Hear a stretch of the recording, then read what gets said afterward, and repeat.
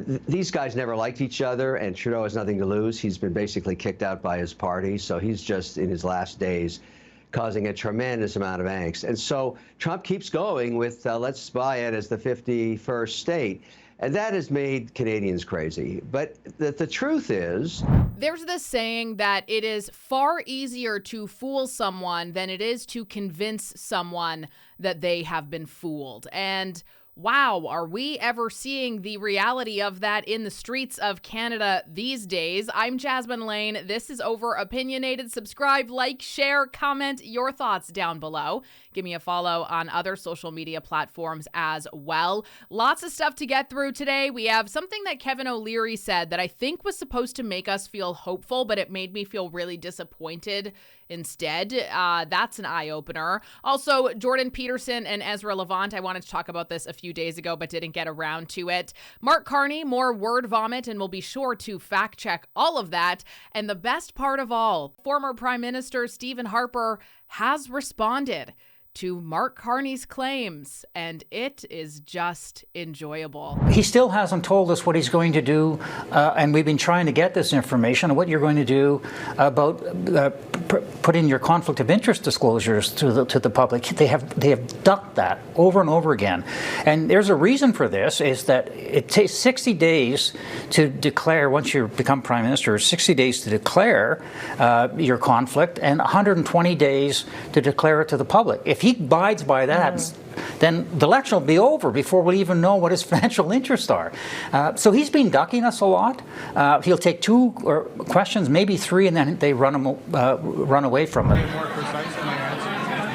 There's an overall move with a plan of arrangement, and the plan of arrangement and the agreement of all that, which is also pretty, it's complicated. The corporation and the company which happened after us was. I think the core, though, is what are we actually talking about? We're talking about a technical change to where the head office is. No difference to any employment.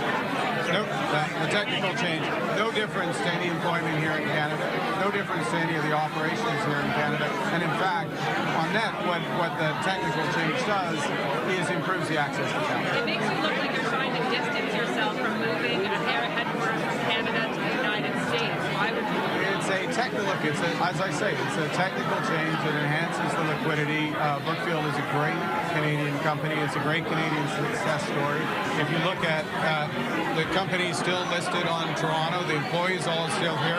I would say a number of the employees actually live here in Oakville, and you know, having greater access to capital is a good thing for Canada, a good thing for Canadian growth. You've been accused of lying. Did you lie, sir?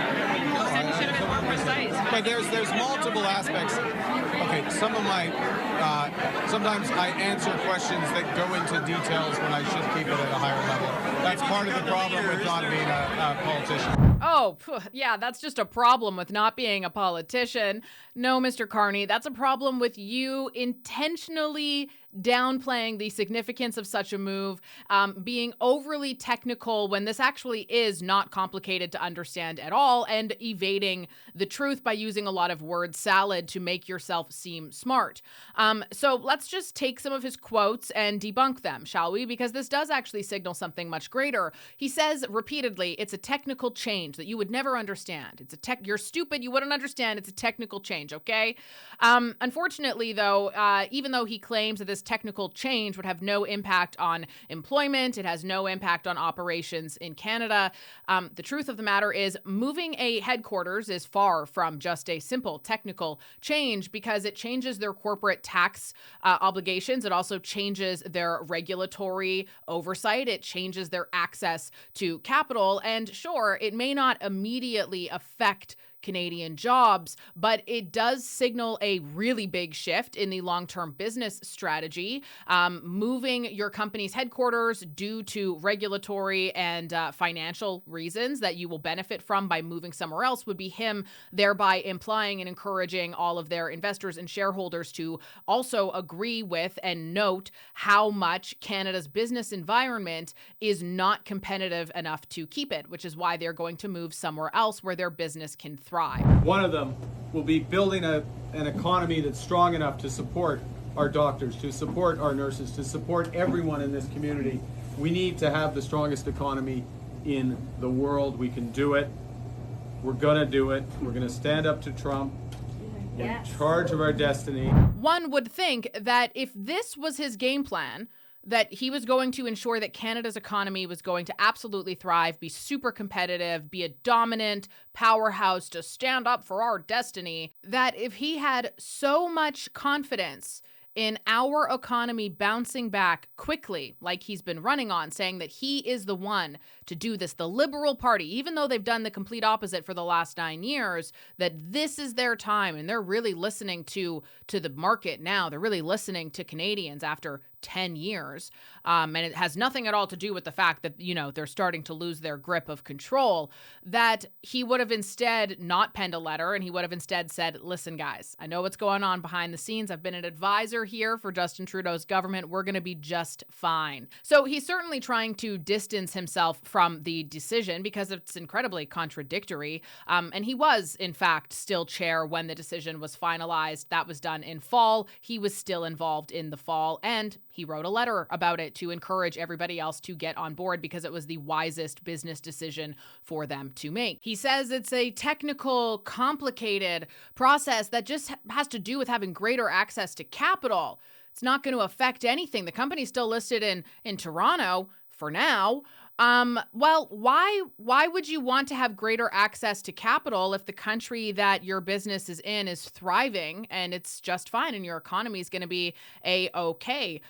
Why? Oh, yes, because Canada's financial environment, especially for entrepreneurs and businesses, is not very attractive at all, largely in part due to taxes. As an example, the U.S. has way better tax advantages, way better investment opportunities, and regulatory conditions in comparison. So if Canada was a good place to raise capital, there'd be no need to leave your country to invest it somewhere else because you're going to get a better deal.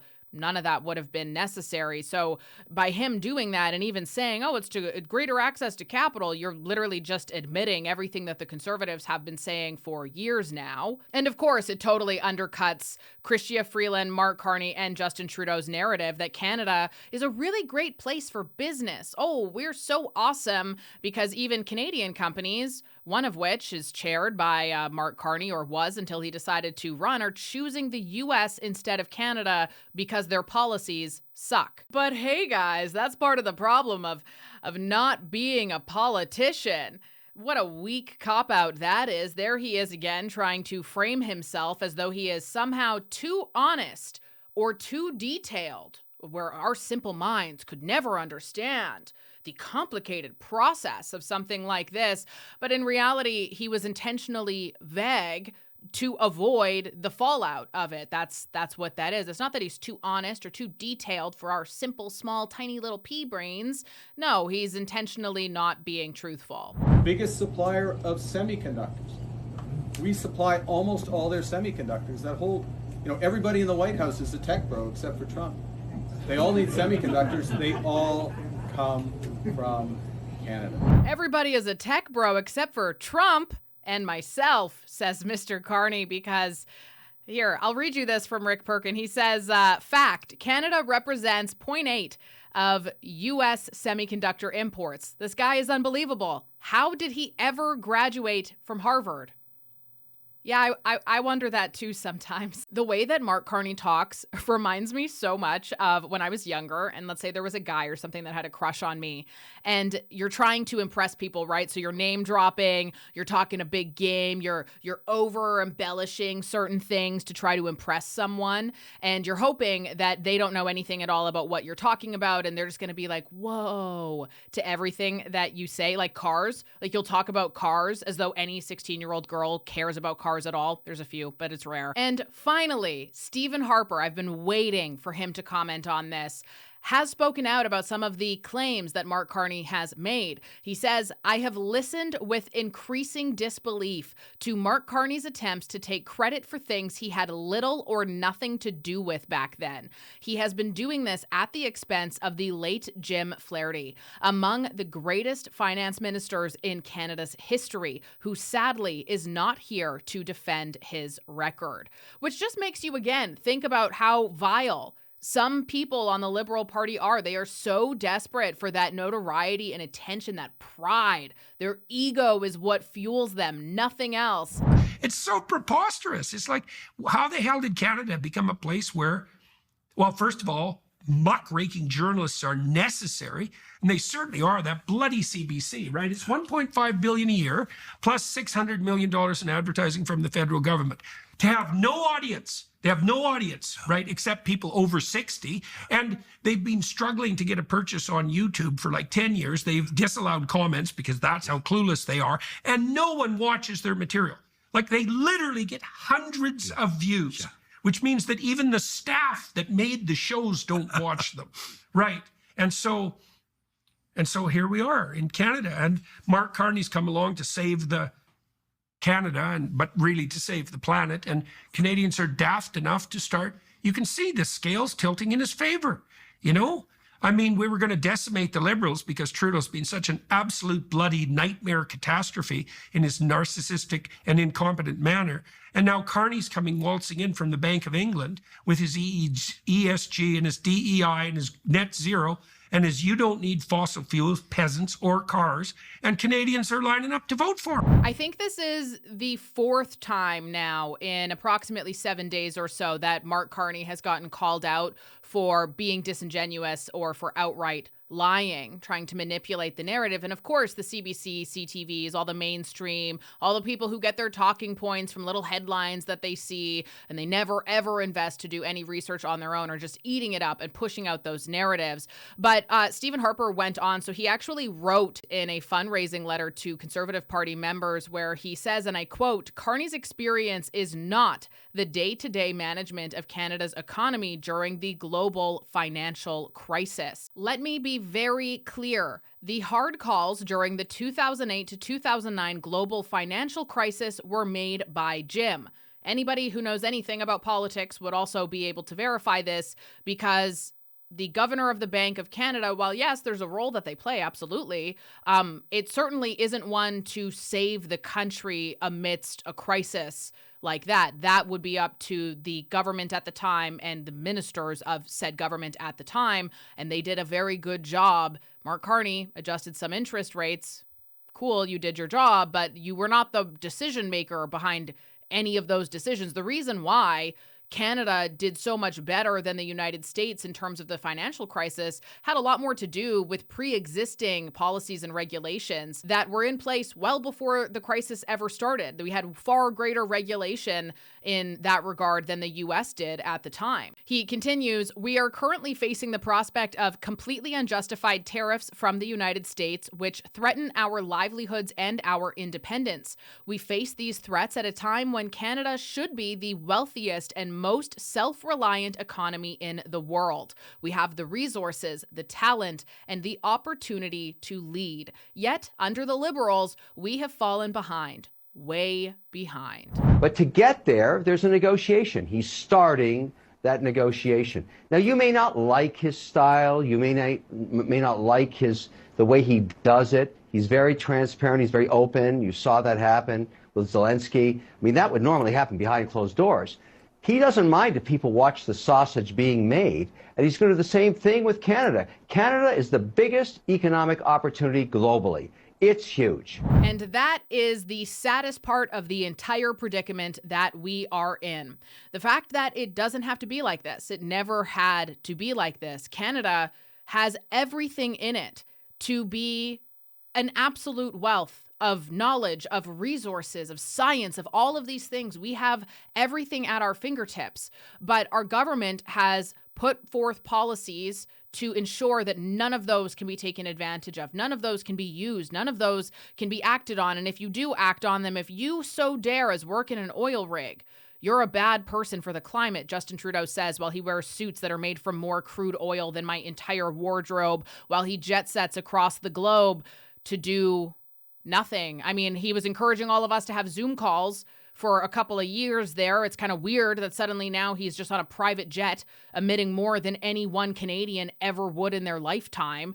And yet he wants to shame you for how you're not taking it seriously. I'll take it seriously when you do, my guy. And it's just really sad. It's one thing to perhaps, hypothetically speaking, be in a place where you don't have access or any opportunity whatsoever and you're struggling as a result of just these really unfortunate circumstances. But in Canada, we're struggling as a result of nothing other than politics.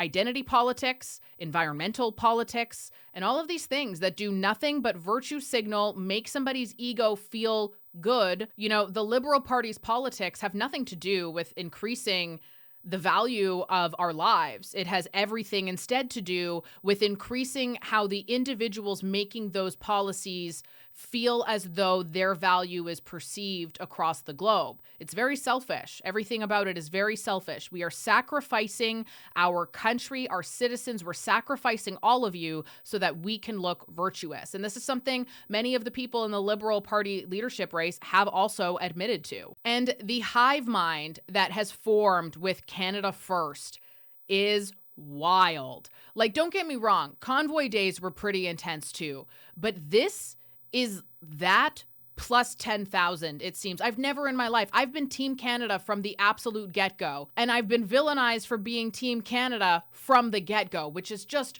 wild, but I've never had so many people who are on Team Canada tell me that I need to leave Canada. I've had people even offer to pay for my flights to go move somewhere else out of this country because I still want to buy Florida orange juice. What? Ryan Garrettson on X posted this. He says, being part of a cult means cutting off and separating from those you don't agree with. When I watch the Liberals with such ease hate people who don't accept an injection, cancel Don Cherry, cancel Wayne Gretzky, want Elon Musk's citizenship revoked, stop buying American-made products, cancel vacations, booing anthems, and more, what we are witnessing is a cult mentality. The Liberals are a cult. If you don't agree or join in, you are out. Seems like Canadians are really united against America. How can we get the relationship back on track after this? Well, actually, this reaction in Canada has mostly to do with the constant barbs that Trump is throwing at Trudeau, who's still in power for another 22 days.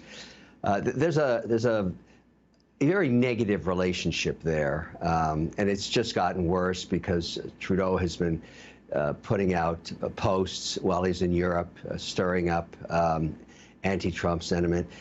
These guys never liked each other, and Trudeau has nothing to lose. He's been basically kicked out by his party, so he's just in his last days causing a tremendous amount of angst. And so Trump keeps going with let's buy it as the 51st state.